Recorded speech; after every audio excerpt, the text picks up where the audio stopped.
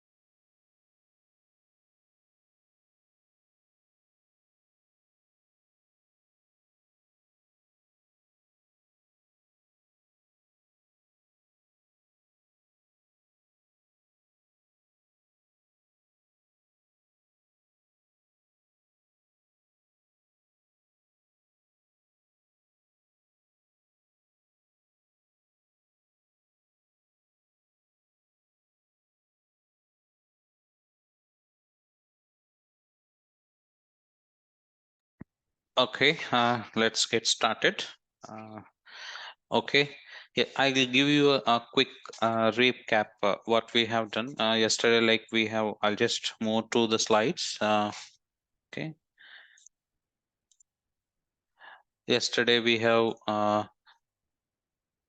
gone through all these topics on benefits, cloud computing, and the service models, cloud computing deployment models, and service comparison, and Azure benefits. Now, today we will see about service comparison, and we'll talk about Azure and its benefits, and we'll talk about Azure global infrastructure and regions, and what do you mean by availability zones and high availability, and we'll see a few different Azure services. Okay, so here I'll just move to the slides. Okay, we have seen all this public cloud, private cloud.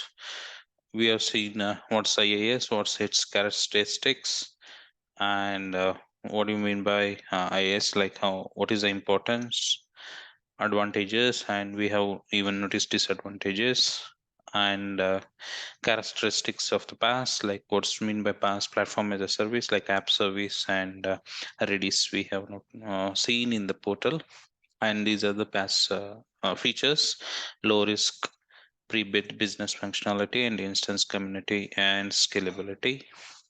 And these are the disadvantages, like data privacy, multi-cloud support, and integration with the rest of the system and the applications. Okay, SaaS, where need to take licensing, and it's low cost maintenance required for the SaaS, and hardware, everything will be maintained by the vendor.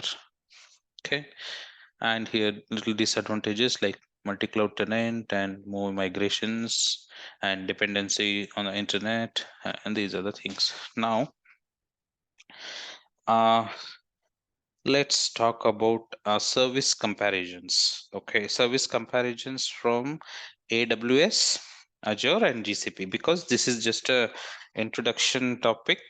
So at least you should know, as a cloud engineer, you should know like what are the service offerings are there by different vendors. Okay, so first thing I just wanted to talk about computation service. What is compute service here? uh, Anyone can explain, like whatever it is there in mind, whether it is correct or not. uh, can you explain like what is compute service? Anything, anyone? Anju? Yeah, Harsha, go ahead. Yeah, I mean, the code that we use to run on machines like virtual machines or anywhere, Okay, okay. Anything apart from that? like infrastructure. Yes, yes, yes. Thanks, Harsha. Anju?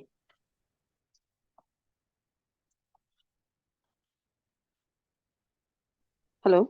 Yes, yes. Like, Yeah, hi. uh, Sorry, I didn't join yesterday. oh, okay, It's, okay.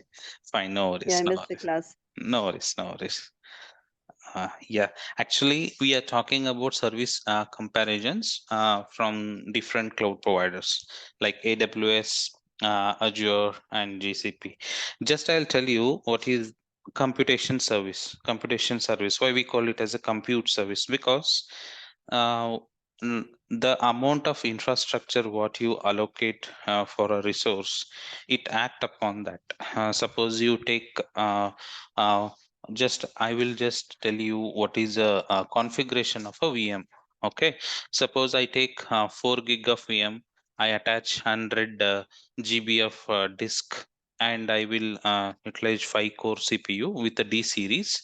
Okay, with that configuration, whether my application is suitable to serve the traffic or not, that we call it as a compute service. And these are the different namings provided uh, by the different cloud service providers. So you just take a virtual machine, we call it as a virtual machine. Same virtual machine, uh, whatever the configuration I told you, know, for once the system got allocated, Azure will call it as a Azure virtual machine, and AWS will call it as a Amazon EC2 or Amazon Batch or AWS Lambda, and GCP will call it as compute engine and cloud functions. Okay, so only the different naming they have given according to the service providers, but same functionality they offer you.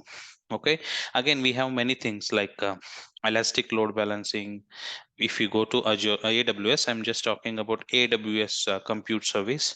We have uh, uh, AWS Ben Stack, and if someone knows something on AWS, like AWS Batch, AWS Outpost, so these are the different compute service which are there in AWS. Same thing. If you come to GCP, okay, we have App Engine. Even though for compute service they will call it as an App Engine, and they will call it as a Docker Container Registry. Okay, they will call it as a functions. They'll call it as a compute engine. So compute engine is the main part of a virtual machine. Okay, now we'll move to storage service. So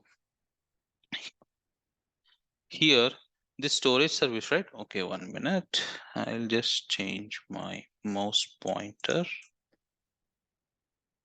Okay, so here the storage service, right? The storage service where again we have different type of storage service. We call it as a Azure Blob Storage and Azure Files when it comes to Azure. In the upcoming sessions, I'll help you to understand what do you mean by blob storage and what do you mean by file storage. And again, in the containers, what do you mean by containers? Okay, again, in the blob storage, what are the different types? What is ZRS, LRS, GRS? So there are again different replication mechanisms. I'll explain on that in Azure. Now we come to AWS. In AWS, we'll be having Snowball, Elastic block storage, and Amazon ES3, Amazon EBS, and Amazon EFS. EFS stands for Elastic File System. Okay, so these are the service offerings which AWS will provide. And on storage service in Azure, Azure Blob Storage and Azure Files. And we have, if you come to big data, in Azure, we have a data lake store, ADF, Azure Data Factory. These are the SaaS offerings which are provided by Azure. If you come to GCP, you call it as a transfer application, transfer service, and cloud storage, and persistent disk. Okay, these are the major components for the storage service. Okay, now coming to the database part. So what is the difference between storage and the database? Anyone can unmute yourself and let me know what is the main difference. Like storage is also stores the data and database is also stores the data. Like why they have segregated storage and database? Any idea coming in mind? Just it's may right or it may wrong. You can just tell me. Database is like more organized data. Okay. Okay. Good. Correct. That is one part of the question.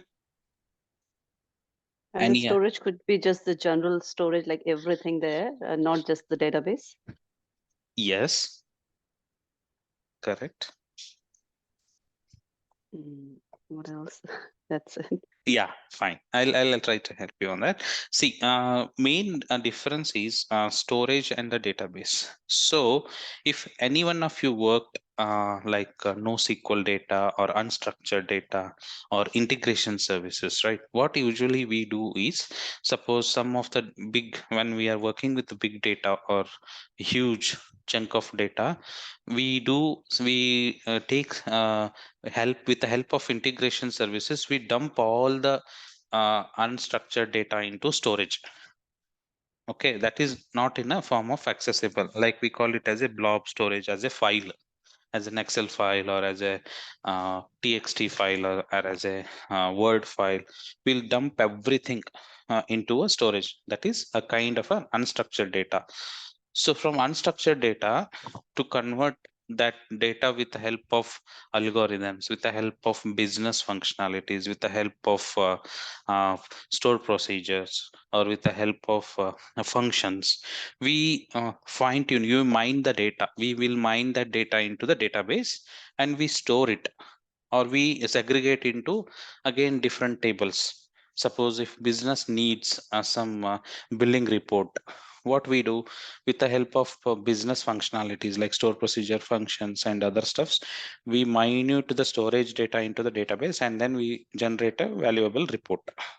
So Storage is kind of a dumping the data, a dump yard. We call it as a dump yard. From the dump yard, you filter the meaningful data to the end user or to the business units. So this is main thing, main difference between the storage and the database. In sometimes, what people will do, to get the data into the storage, only 2 to 3 level filters they will apply, like removing the duplicates, removing the null values, or removing the data redundancy. So even though they will apply, again it's a different part of the game. Main thing is to segregate the data into a meaningful data and then presenting to the user. So in the database, again we have multiple functionalities, like what you can say, we can attach 10 terabytes, and we can increase the CPU cores there. We call it as a DTU, data core unit. We have again elastic servers there. So again, it's a different thing. When I am explaining a database component, you'll come to know. Okay, this is main difference between storage and the database. Okay, again, how we name it. This database can be named, in AWS, we call it as like Elastic Cache, and Amazon Redis, and Amazon DynamoDB, Aurora. Okay, actually RDS is the main thing where AWS popularity, and Elastic, this DynamoDB. These are the two things which I felt like most of the people are using. And if you come to Azure, your database, Azure SQL DB and Cosmos DB, they have. Again, we have a data factory. So data factory is used for big data. I told you, no, integration services and all those things. They have made a data factory. And data warehousing we have, and database for MySQL, and database for PostSQL. So these are the services which are there in Azure. If you come to GCP, we have Cloud SQL, where relational database will come into picture. And if you come to Cloud Spanner, Cloud Bigtable, and Cloud Data Stores, so these are the names which GCP offers you. Okay, these are the main service comparisons what I can help you with in database. Now if you come to networking part, like yeah, networking, so anyone who have a network background here, just for the question, for the sake of questions, anyone belong to networking, or anyone prior work on networking? Yes, no? No. No, I said sorry. Okay, fine. Yeah, no worries. That we'll learn in this session, okay, program. So networking means connecting multiple components together. Okay, why this is needed in cloud service? That is, this is major backbone. Okay, for any cloud service, not only Azure, any cloud service, even though AWS, even though you take GCP, even though you take Azure, this networking is the communication between each components. How these components will communicate internally, and what are the public IPs? What do you mean by private IPs? And what do you mean by NSG rules? What do you mean by firewalls? So these all things comes under networking. So this will communicate different services in Azure or in AWS or in cloud and GCP, Google cloud providers. Okay, this is the main component which connects multiple services. So I'll just name them, like on the network services we use Amazon Virtual Private Cloud. Okay, we call it as VPC. Amazon Virtual Private Cloud. This VPC stands for Virtual Private Cloud, and this AWS Direct Connect we use. And in Azure, we have again multiple things, like we have Azure Virtual Network, Azure Express Routes, and Azure point to site VPN, regional VPN. Many things are there, but specifically Azure Virtual Network and Azure Express Route will be used. And in GCP, we call it as Virtual Private Cloud or Cloud Interconnect.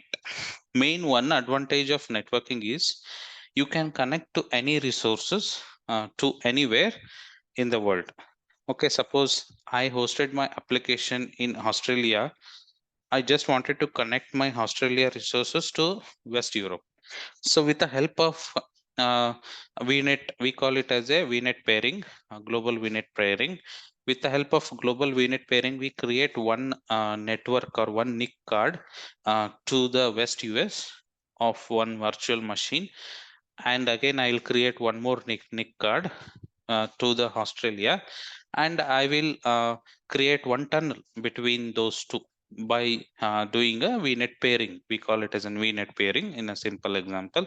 So with that, you can communicate, and no other resources or no other inbound traffic, no other outbound traffic will be allowed. We can control entire end-to-end traffic to the resource. Okay, with the help of networking and energy rules and security rules. Just overview I'm telling. Once in next sessions when I'm explaining networking, it will be more interesting topic for you guys.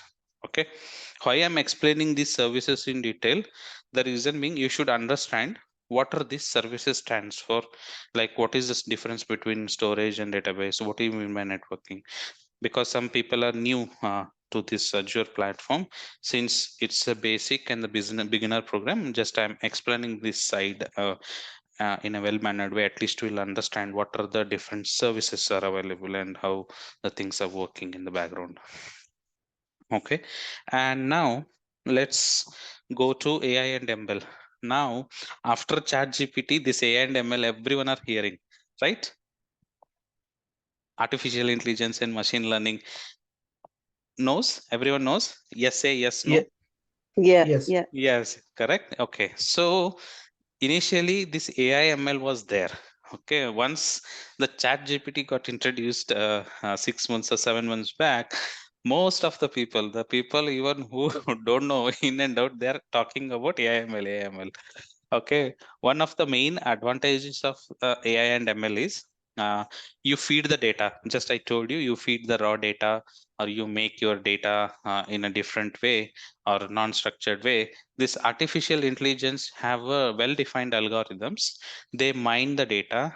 They give you the information. I have anyone heard about NLP? NLP? Anything? Natural language processing. This comes No. under machine learning. Okay, this is where the chat GPT is built on NLP, natural language processing. This is one of the machine learning technology. It gives you for like in to mine the data and process the data, give out the meaningful information. We call it as an NLP. So prompt engineering and NLP, these are the two things which is taking a major role in AI. Okay, just brief about AI and machine learning, what this stands for and how this works. Okay, so again, these cloud service providers uh, are using AI and machine learning. Okay, so I'll just explain you these things. So here you can see Amazon SageMaker and Recognition. I didn't use this, but SageMaker I have just saw. I mean, it's one of my services I just did. Recognition, they have introduced this newly one in AWS. But Amazon SageMaker is the one where now you will get some, you feed some data in an Excel sheet, or you feed some data into the containers, then it will give you the information in EBS. Okay, you will feed the data in EBS and you'll get some information, meaningful information. Yeah, this is good service. And here Azure cognitive search services and machine learning. And we have one more thing called OpenAI. They have recently introduced. So in this, what you do is cognitive search is best way for searching your database or indexes or search records, not for 10,000 rows, 15,000 row data. It will do in a trillions. Cognitive search, that is one of the major service which Azure is offering.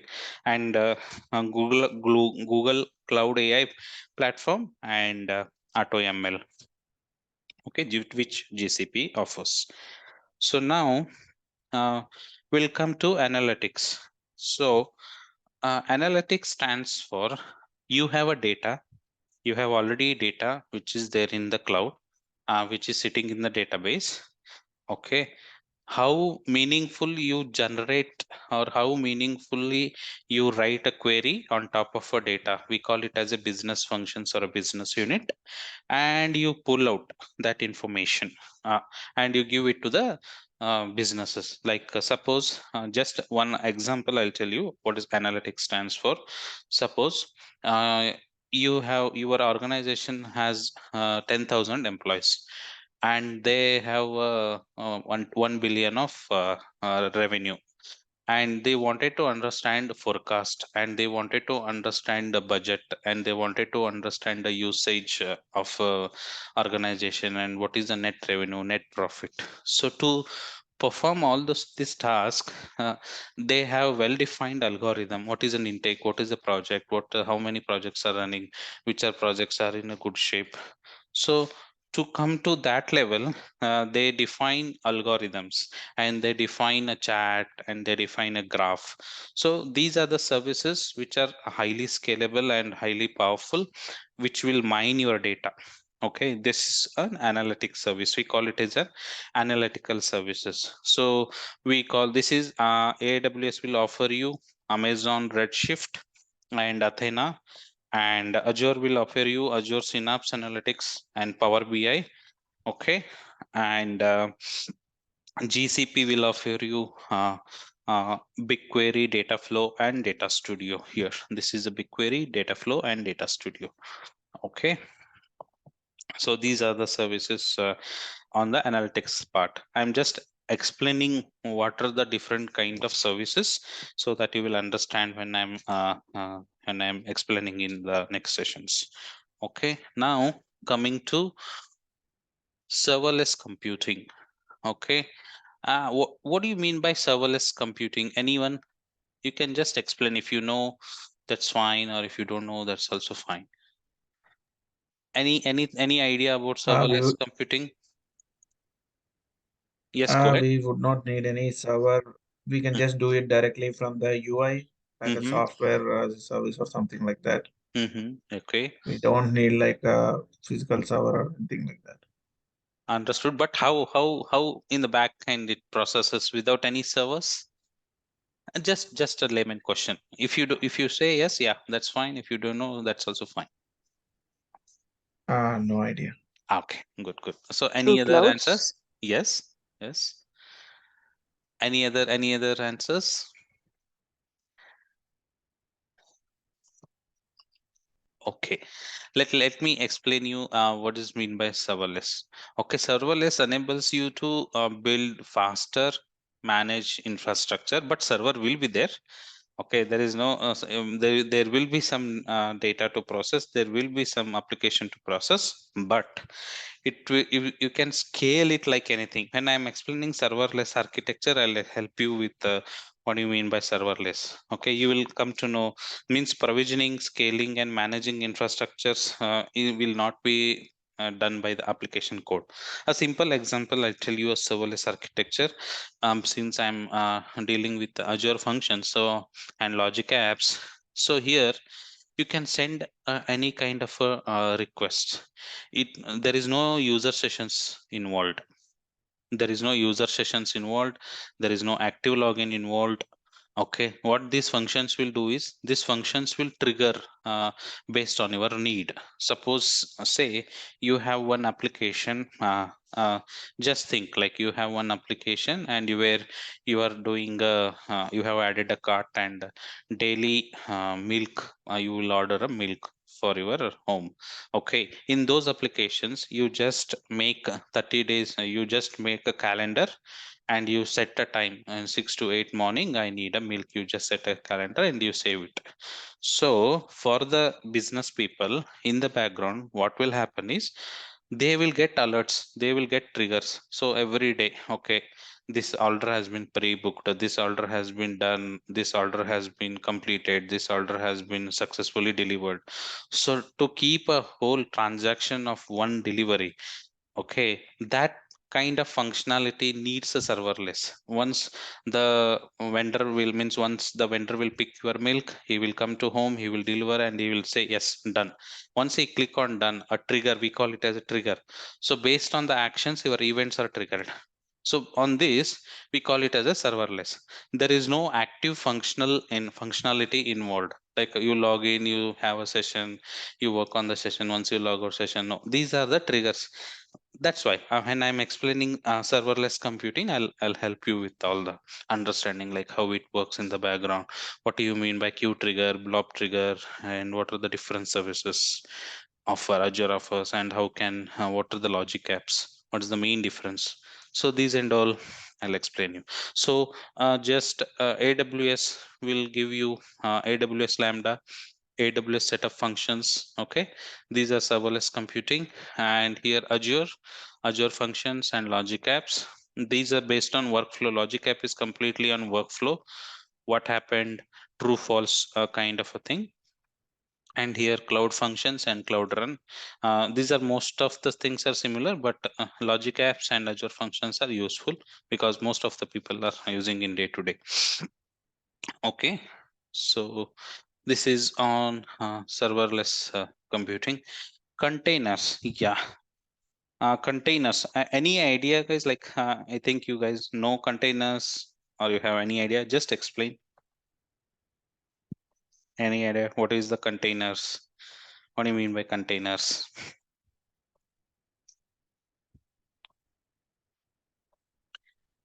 Even though it's right or wrong, fine. If you don't know, that's also fine. Say yes, no. No idea. Okay, fine. That's fine. Raj, what do you mean by container? Any idea? Yes, say yes, no. If you say no, also that's fine. I need the session to be interactive. That's why. I think I don't know if it is something related to the servers, Okay. similar Yes, to a yes. server. Yes, yes. It's a kind of a server. That's correct. Good. Okay. Any other answers? Okay, fine. See, containers means I'll just tell you in a simple way. How I can tell you is you are doing a code. Okay, you are doing a code and you are publishing as a image. Okay, that we call it as a containers. Okay, suppose you have you are initially you are suppose if you are from anyone from your development background, you if you are in Java, you do as a rar file. Okay, uh, sorry, jar file, my bad, it's a jar file. And if you are from the .NET, you publish it, and you publish it in the form of a DLL. Okay, dynamic linking library, you all the DLLs will be published. But nowadays we have a Docker image. What we use is entire code, you publish it internally, but on top of it you create one layer, call it as an image. So your code will be published as an image. So internally, they have made a mechanism that your applications will be served as an image.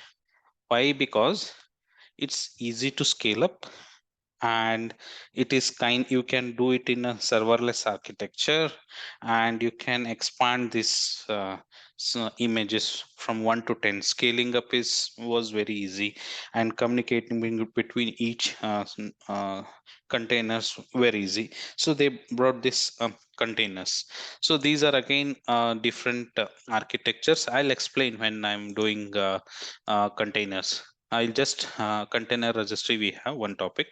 I'll explain. So we have Azure Kubernetes services. This is an offering, and container registry is one where we store the images in Azure. So that is one of the part. And Amazon ECS, EKS, and fragments. Okay, frag grades. This is a container which services which offered by AWS, and in Azure Kubernetes Services, and in GCP, Google Kubernetes Engine, we call it as GKE. Okay. Now, IoT. Okay. IoT in the sense Internet of Things, where hardware and the software integration we call. Okay, this is kind of an IoT. You press one button uh, from your mobile, your room is get locked, or your room AC get off, and your room lights get switched on. So a hardware and a software integration, Internet of Things, we call it as an IoT. So these are the again different side kind of services which are cloud based. They will offer in we have AWS IoT Core and Green Grass, which is there in AWS, and in Azure IoT Hub and IoT Central.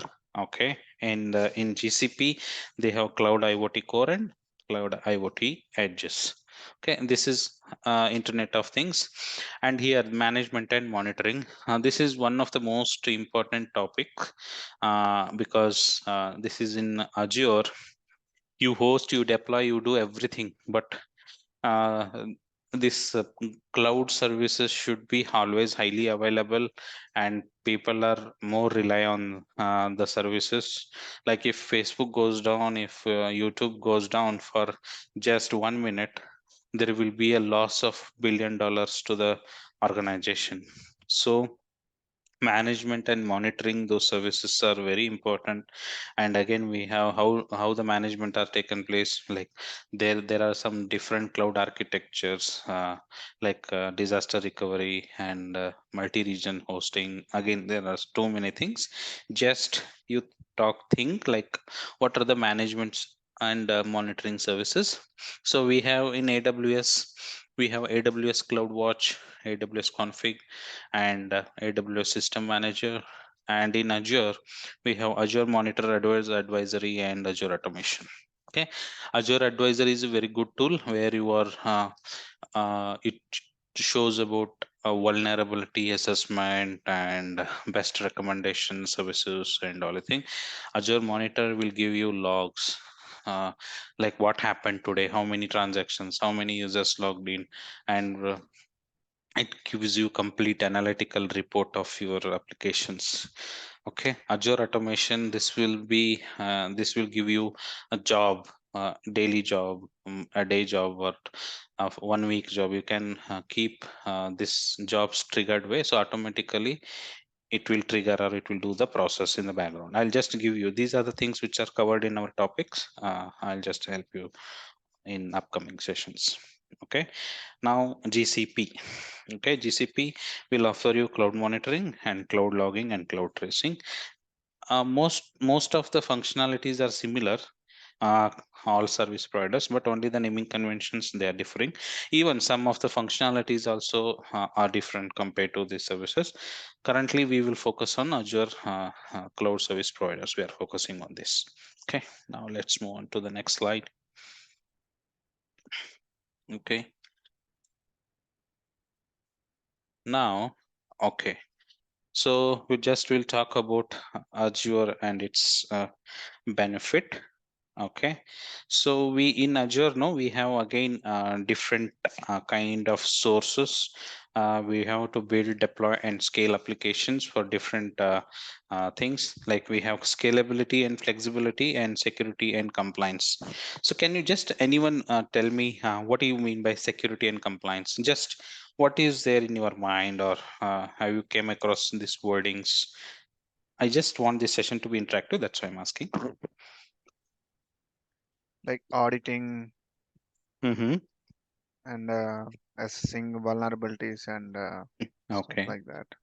Understood. Any other answers? It may be right or it might be wrong. It's fine. Authentication, Yes, yes. Correct. Correct. Any other answers?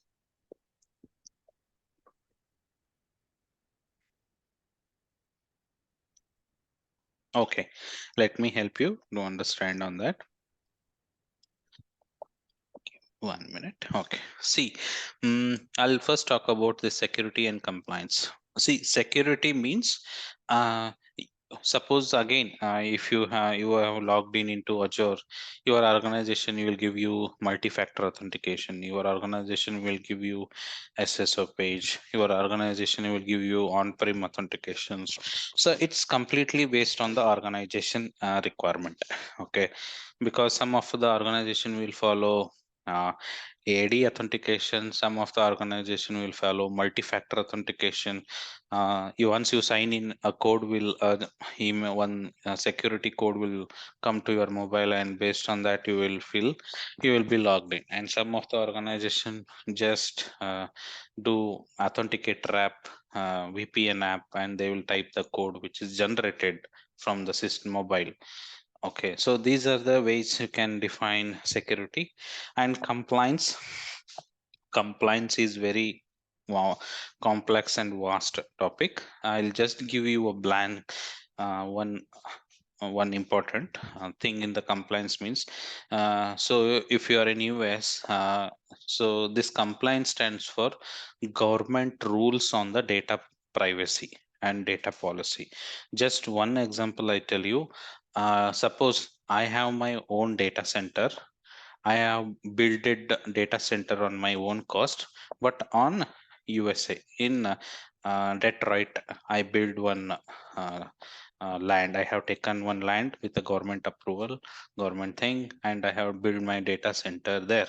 But I am saving my client data into the Detroit region. I have all databases. I have all data which I dumped. Okay, now government will comes and tells you I have a requirement where I wanted to move entire data to Singapore. So now government will not allow you to do that. Government will tell we have a regulation where you can't take out any data of US citizens to the Singapore. You manage.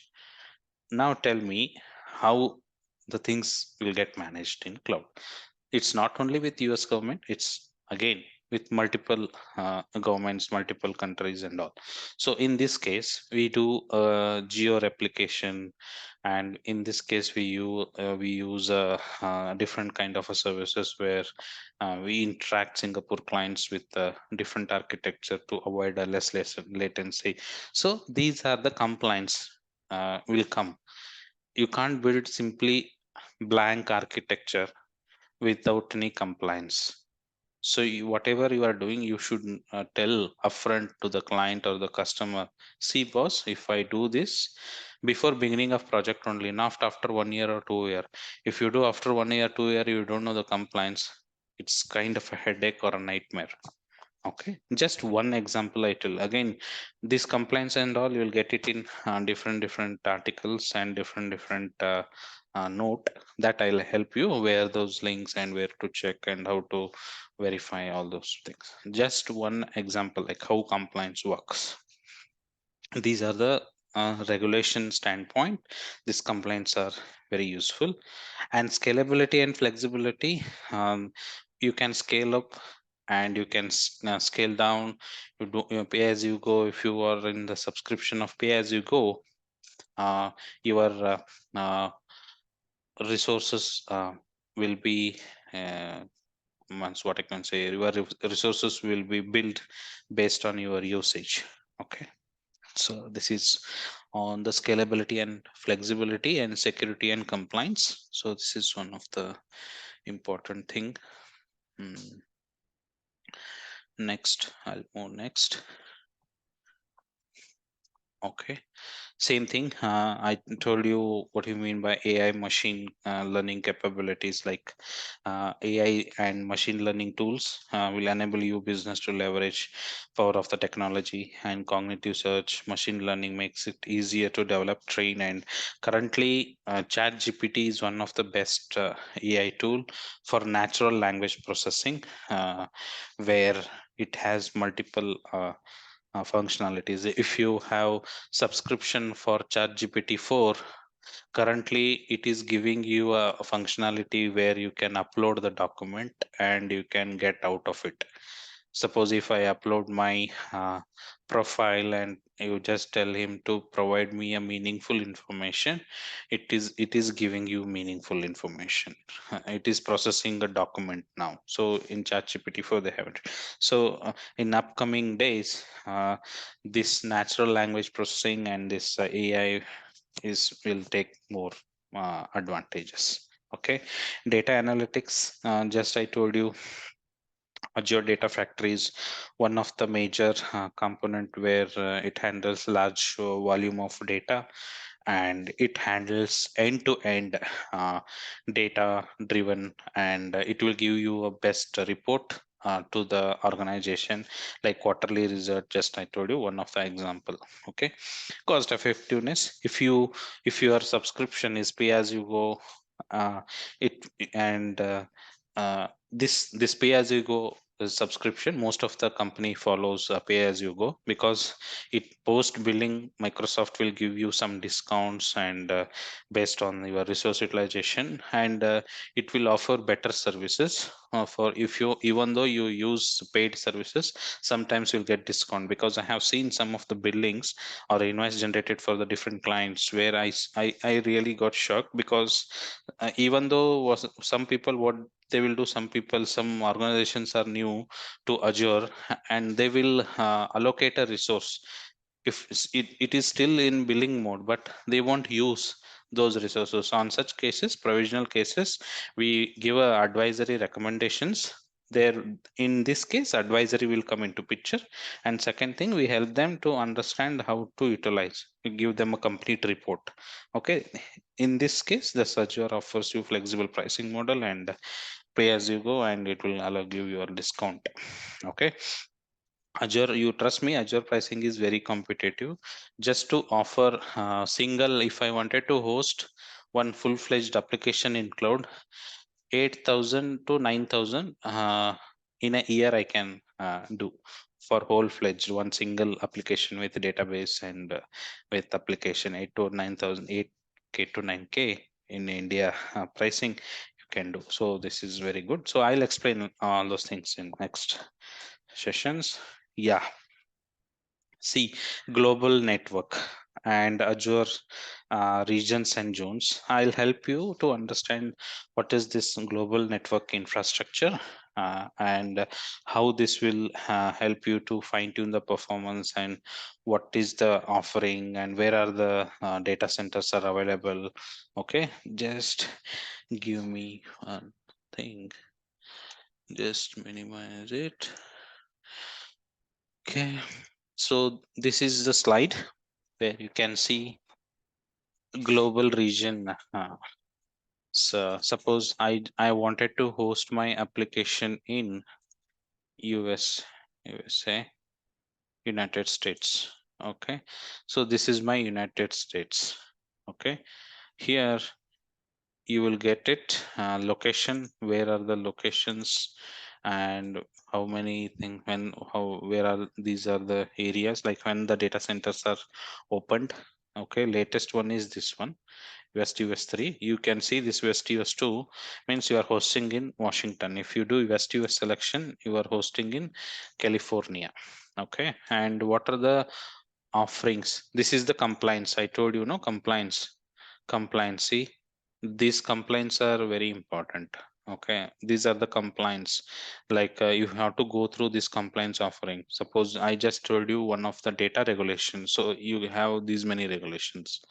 You have to read through this document, like what you can take, what you cannot take. These are the region wise compliance. Okay, this is very important when you are selecting anything. And these are the availability zones. I'll tell you what are the next slide. We have availability zones. These are the availability zones. So here we don't have in this East US 3, we don't have availability zones. It stays coming soon. I'll tell you what is this availability zone and coming soon. And these are the things, availability with available with 3 zones. Okay, and coming soon, we don't have any availability zone here if it's coming soon. Okay, so these are the region wise. Suppose I wanted to host my application in India, I'll just go here, I'll type India. Okay, in India I have 3 regions: Central India, India, and South Central and South. Where are this? Pune, Hyderabad, and Chennai. Okay, so in Pune we have 2015 recently opened with 3 zones, and in South India and Central India, these are the nearest regions. So compliance, you can see CIS benchmarking, ISO 9000, RBI, you can see RBI, IRDI, CSDA. So these are the compliance which you have to follow if you are hosting your data centers, like data protection, data privacy, everything comes into picture. This is a compliance where I explained, and data redundancy, like how the data is stored, you can learn here. And disaster recovery, uh, I'll explain like what is disaster recovery, how it is maintained. This is region wise. You can just select it and you can verify. Suppose I wanted to host my application in uh, Singapore, same thing, like I don't have any Singapore. No, should be there. Malaysia.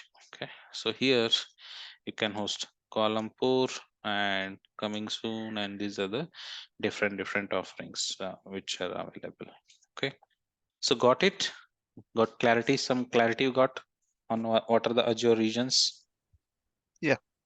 Okay, so this major like why, because I'm telling is these are the main things. Once you select a region, no, while doing any product selection, so these are the things which comes into picture. So you can't select simply a region.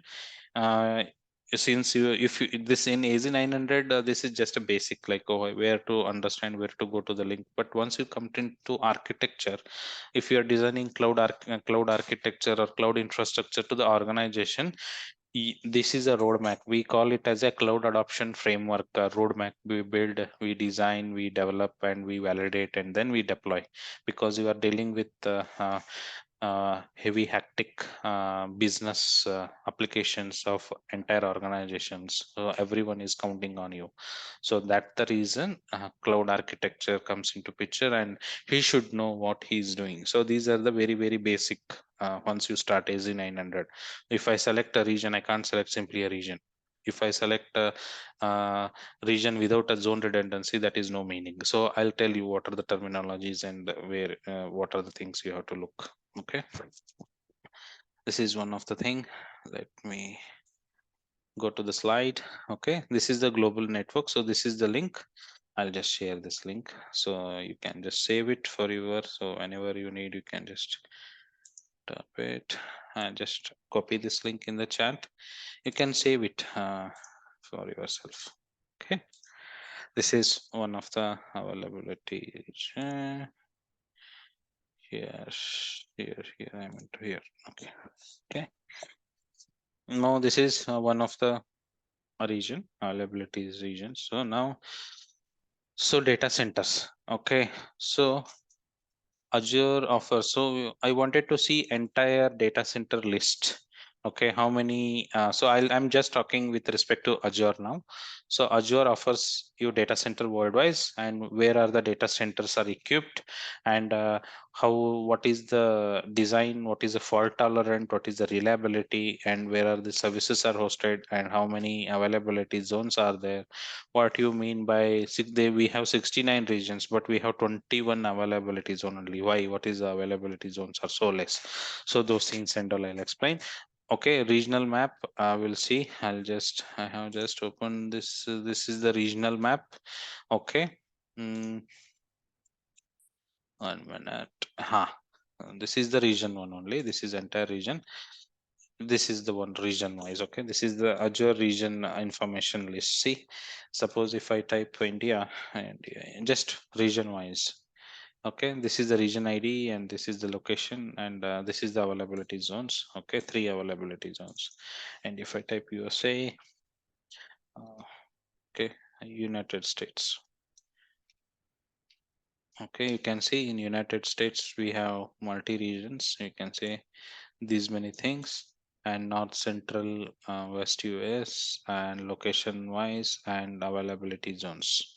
Okay, we have 3 availability zones. United States, you can see these are the availability zones. Okay, So these are the regional information. I'll just paste you this link in the chat. If you can just copy and keep it with you for the information. This you will get it anyways, but for the information I just told. Okay. This is where the how many data centers are there and what are its regions. So totally Azure is hosted in 69 regions. Regions in the sense 69 countries you can call it. In 69 countries in the sense in India we have 3 regions like Pune, Chennai and Hyderabad. So like that way you can count on. Okay, 21 availability zones. Okay, now comes to picture. What is availability zones? Okay, this is one of the important topic what I wanted to tell. This is availability zones in the sense in data center we have 3 different units. In for every unit there will be power supply, cooling system and like maintenance, network infrastructure. Everything will be different, it's not interrelated, so that we call it as a availability zones. Okay, I'll just help you with a diagram. Hope that will be okay. Let me see whether availability zones. I'll just type here availability zones. Okay.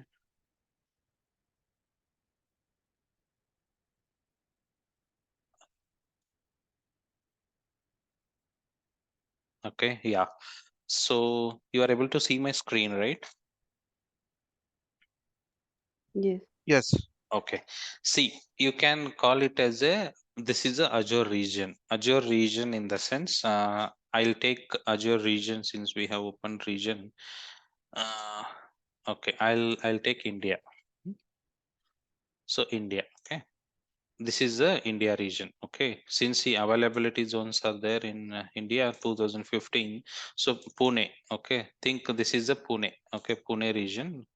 We have data centers, and they told 3 availability. Most of the availability, maximum availability zone, you will get 3.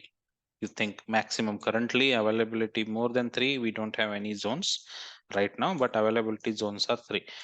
Okay, these are the 3 zones. So in Pune only, they will take a big data centers. Okay, in this data centers, they will build different buildings. You can call it as building only. Like it will be in a 5 acres or 10 acres area. Okay, in that 10 acres area, they segregate into three different zones. Okay, same data center only 3 different zones they will make. Okay, in one zone you will have 50 racks. Means I'll just tell you next tomorrow. I'll just explain you data center architecture, what you mean by rack, what you mean by cluster, and what you mean by fabric controller and all. Okay, this is just one of the data center. In this data center you will be having one zone. In one zone you will be having 50 racks, 50 racks with millions of trillions of storing capacity. For this each building block, the power supply will be different and the cooling system will be different. Network infrastructures will be different. See, you can see this data centers are equipped with independent power, cooling system, network infrastructures. Each, suppose anything happens to this zone, this went out of the town, or any component failed and this entire server goes down, but still in Pune you have 2 regions, 2 zones, this one and this one. But this you have to select, this configuration you have to select while you are deploying your applications. It will be little more costly, but you will get high availability, because if you select availability zone as a true in the configuration, so you are hosting your application here also and here also. Suppose if any one of these resources goes down, so, and this also goes down, always this will be there for you to serve the request. Okay, this is the availability zone. Any doubt or you didn't get it, let me know. I'll re-explain. This is very important topic, uh, availability zones. Any doubt? or any confusion, let me know. Yes, no. No. No. Okay, good, good. Okay, so because these availability zones are important, while whenever you are selecting, I'll tell you where you can select availability zones. You will relate the information to the topic when I'm doing the configuration, because some application needs a availability zone and some may not. Okay, some application needs availability zones and some may not, so that's why this availability zones are important. So each availability zones have independent power, cooling, network infrastructure. These three things are important, because if power cut down, this will go, but this two will be running. If your applications is hosted in this goes went down, this two will always be there to serve you. If any in this two goes down also, this will be there to serve. So that's why people, while doing and while selecting a region, if you are wanted to host your application into availability zone settings, you can use this. Suppose if you are hosting in, if you selected your region as South India South Central, but you don't have availability zone here, so waste. You will have only one in one infrastructure only. You will not get two. If this goes down, went away, you don't have your application, you are not making your application highly unavailable. Okay, so that's why while selecting a region, these are the things you have to keep in your mind. Suppose in United States, if I do East US 3, this is coming up, this is coming soon. Okay, you can see all coming soon, coming soon, coming soon. If you select East US 3, there is no meaning. Okay, because you don't have any services offered here. Okay, see, these are there, these are also coming soon. Okay, so in 2008, if you select South Central US, you will get 3 availability zones, means you will have 3 infrastructure. If one goes down also, your tools are available, so you can use this map. This site is very useful. Okay, you can just take it. I'll just paste this link in the chat. Okay, this is the region wise. I just pasted this link. So this is all about availability zones. Any doubt, any clarification, I'll stop here for today. Just let me know any doubts or Q&A session. I'll help you. Any doubts or any thoughts. I'll give you 5 minutes. Okay.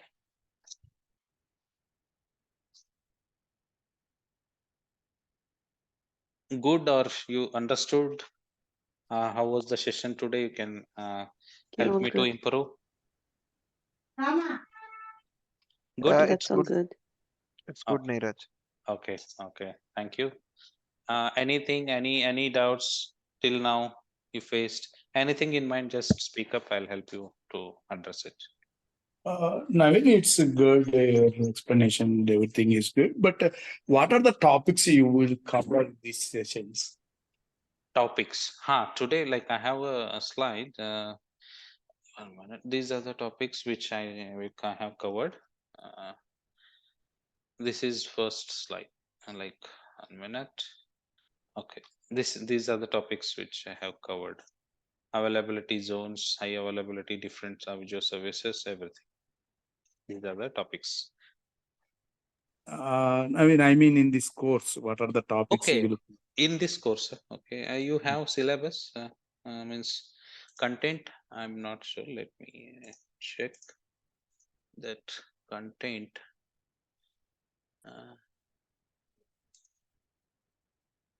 I think people should share that content with you.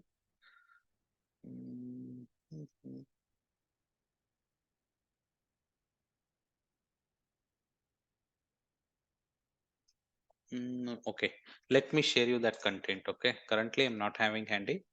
I'll share you the content. Okay, we have a course content, like I think people should aware. Like you guys have course content with you.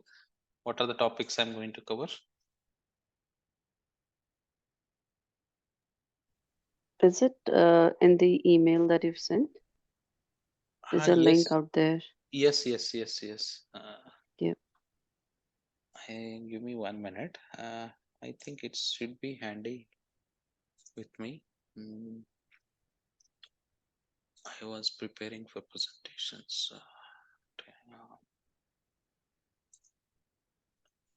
Yeah.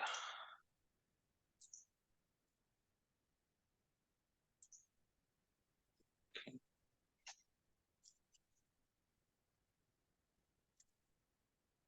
Mm. Okay, this is one thing, and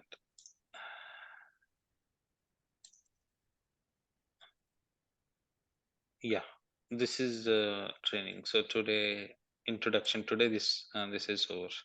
You're able to see you guys having this PDF with you. Yes, I have it. Yeah.